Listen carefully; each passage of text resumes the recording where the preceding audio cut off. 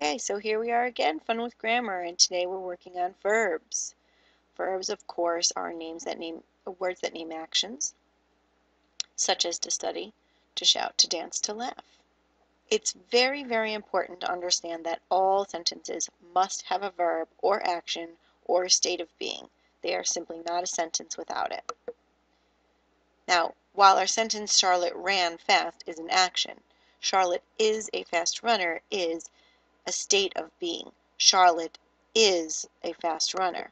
And the tomato is ripe. The tomato, ripe, is the state of being. So keep that in mind, that it doesn't have to be actually doing something. It can just be a state of being.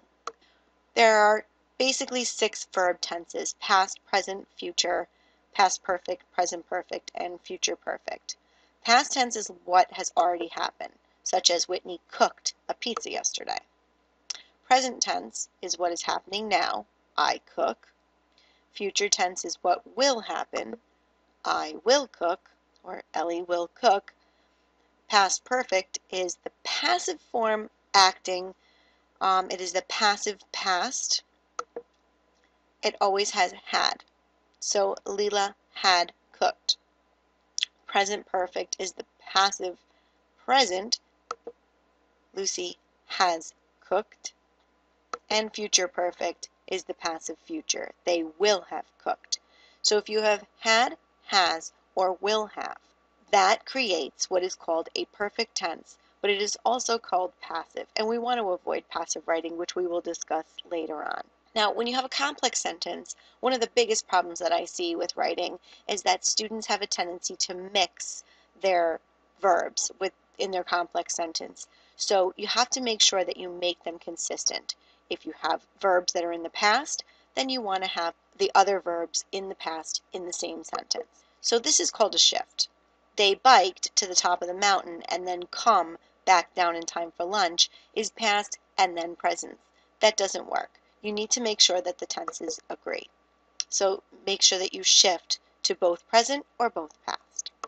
A consistent sentence would be they biked to the top of the mountain and then came back down in time for lunch. Now, other things about verb tenses. You want to use the present tense for true statements. Thanksgiving falls on the last Thursday in November. You wouldn't say fell because it is a true statement. It always happens that way.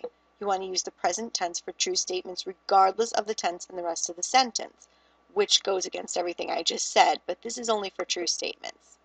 So Tanisha had been taught that triangles contain 180 degrees. Triangles contain 180 degrees is true. So therefore, it doesn't matter that we already used past perfect because triangles are always going to contain 180 degrees. Now, when a sentence starts with if, you want to use the past perfect tense. So instead of saying would have to express the earlier two actions, you would say if Lenny had driven more slowly, he would have made the curve easily. Oftentimes we want to say would have driven, but you have to use the past perfect tense when you use if. With verb forms, you usually add ed to indicate past, have and had plus ed to indicate perfect, and plural most times does not change the verb. I have changed, we have changed. Just a couple little rules. And the packet will have the singular and plural forms of verbs and many irregular verbs, which are very difficult. Those are ones, again, that you just have to commit to memory. Now, what is an infinitive and a subjunctive? Infinitive is to fly, to walk, to carry, the verb and the word. Now, interestingly enough, usually these, of course, would be actions, but sometimes this allows the verb to function as a noun, such as to shop is the purpose of Annie's existence. To shop, in this case, is the noun because is the action. The subjunctive is a mood or condition of the verb. They express a condition contrary to fact, beginning with is, or as if, or as thought. So if I were rich, I'd buy myself a sailboat. Now, in this case, we have an inverted sentence. Main body of the sentence comes after the comma. The clause, if I were not rich, or if I were rich, is actually in the subjunctive. I'd, or I specifically, is the noun, and would buy is the predicate. Same with the lawyer insisted that her client be released on jail. The lawyer is the noun, insisted is the verb, and then we use be. Again, because we're talking about a mood or condition, we want to express that in the present tense. Now that you're done with the verbs on this section, please complete checkpoints 5 and 6.